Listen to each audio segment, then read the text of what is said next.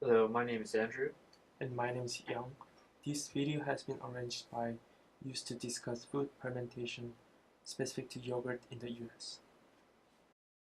This video will discuss the following areas: yogurt identity in the US, a brief look into its recent history, an overview of metabolism of microbes used in yogurt production, discussion of favorable environments for yogurt fermentation, and concerns pertaining to byproducts from yogurt. Yogurt is a homo-fermented product that produces acid whey byproduct. In the US, yogurt is regulated by an identity outlined in the CFR. The CFR breaks down yogurt regulation into parts that differentiate CFR section classification based on fat content of the milk used. Regardless of the CFR section classification, all yogurt is legally required to contain both Lactobacillus bulgaricus and Streptococcus thermophilus as starter cultures. Additionally, fully manufactured yogurt must be cooled to refrigeration temperature prior to end product inspection. Until the early 1900s, yogurt had been produced with a method called backslop, where yogurt from the last batch was cultured for the next.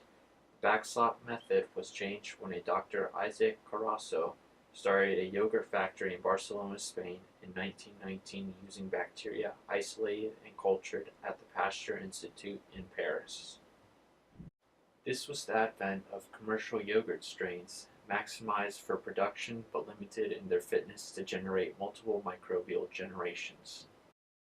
Yogurt production depends on pH drop. Preferred microbes would be those that can most quickly drop pH with lactic acid production. This graph shows how lactic acid bacteria can lower pH over time. Displayed here are gram stains of bacteria from a yogurt sample. The bacteria used in yogurt is gram-positive, which explains the purple color seen. The pink color is not gram-negative bacteria, but rather the yogurt itself. Listed are common lab used, and now a rundown of their metabolism. During fermentation, sugars are broken down into smaller molecules called fermentation products. The main sugar present in milk is lactose. A typical glass of whole milk is about 5% lactose by weight. And we can break that down to get some energy. First, lactose is a disaccharide, meaning two simple sugars linked together. The enzyme lactase splits lactose into glucose and galactose. The simple sugars are imported into the cell where they enter the metabolic pathway of glycolysis.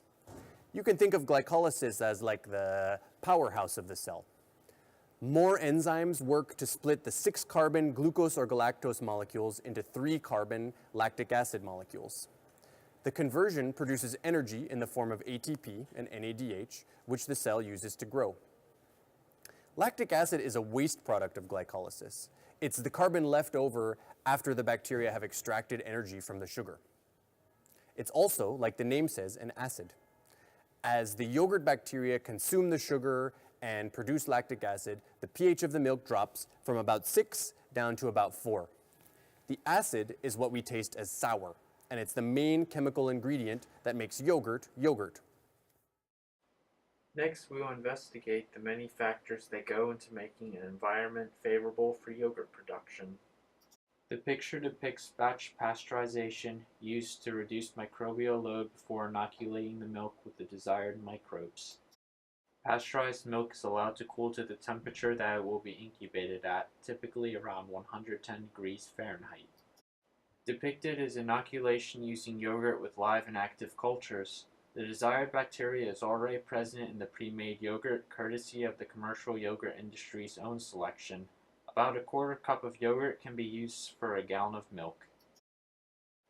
Fermentation by lactic acid bacteria causes separation of milk proteins by lowering pH from around 6 down to 4, causing precipitation of casein. Milk protein is about 80% casein and 20% whey.